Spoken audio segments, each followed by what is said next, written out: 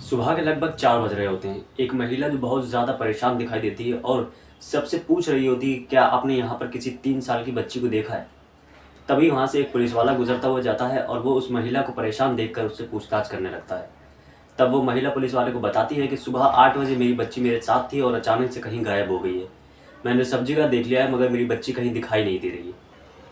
छोटी सी बच्ची है, उसके साथ कोई कुछ गलत ना कर दे, ये सोचकर पुलिस वाले तुरंत कार्रवाई करना शुरू कर देते हैं। जब आसपास के सीसीटीवी कैमरे खंगाले जाते हैं तो उसमें से एक वीडियो मिलती है और उस वीडियो को देखने के बाद में पुलिस वाले उसी बच्ची की मां को गिरफ्तार कर लेते हैं। आदाब दोस्तों, मैं इशरत अली और आज की जो सच्ची कहानी मैं आपको सुनाने जा रहा हूँ वह राजस्थान के अजमेर की, उत्तर प्रदेश के बनारस की रहने वाली एक महिला होती है जिसका नाम अंजलि उर्फ प्रिया होता है। इसकी उम्र 28 साल होती है। आज से 8 साल पहले प्रिया की शादी राजू नाम के एक व्यक्ति से हुई थी। शादी के बाद सब कुछ अच्छा चल रहा था। दोनों को एक बेटी भी होती है जिसका नाम दिव्या रखा जाता है।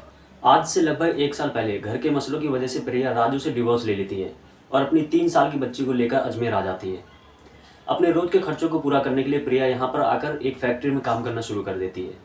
इस तरह धीरे धीरे समय गुजर रहा था और एक दिन प्रिया की मुलाकात अलकेश नाम के एक व्यक्ति से होती है। इस मुलाकात के बाद में दोनों के बीच में बातचीत शुरू हो जाती है। इस बातचीत के बाद वो दोनों एक दूसरे के दोस्त बन जाते हैं और ये दोस्ती इतनी ज़्यादा बढ़ जाती है कि उन दोनों के बीच में मोहब्बत हो जाती है। वो दोनों एक दूसरे के साथ लिव इन में रहना शुरू कर देते हैं। लेकिन अलकेश को उसकी 3 साल की बच्ची पसंद नहीं थी। वो अक्सर उस बच्ची को लेकर प्रिया को ताने देता रहता था और एक दिन अचानक से वो बच्ची लापता हो जाती है।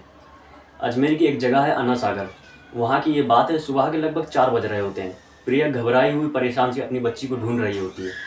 वहाँ खड़े सभी लोगों से पूछ रही होती है कि आपने यहाँ पर 3 साल की बच्ची को देखा है?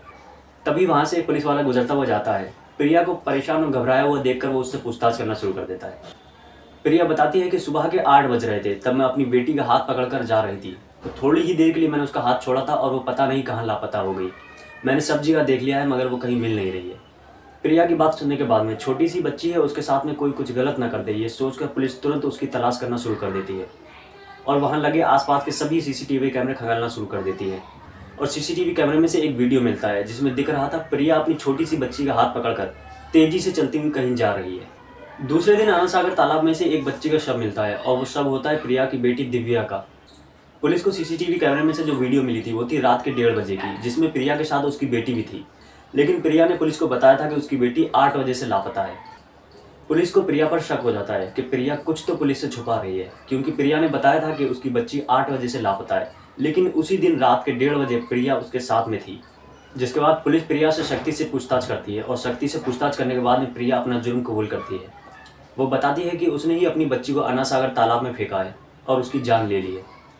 तो दोस्तों, ये थी अजमेर की पूरी कहानी, कैसे एक माँ ने अपने प्रेमी को खुश करने के लिए अपनी ही बेटी की जान ले ली। ये पूरी खबर जो मैंने आपको सुनाई है ये मीडिया रिपोर्ट्स के अनुसार है और इस खबर को सुनाने का मकसद आप सबको सावधान करना है।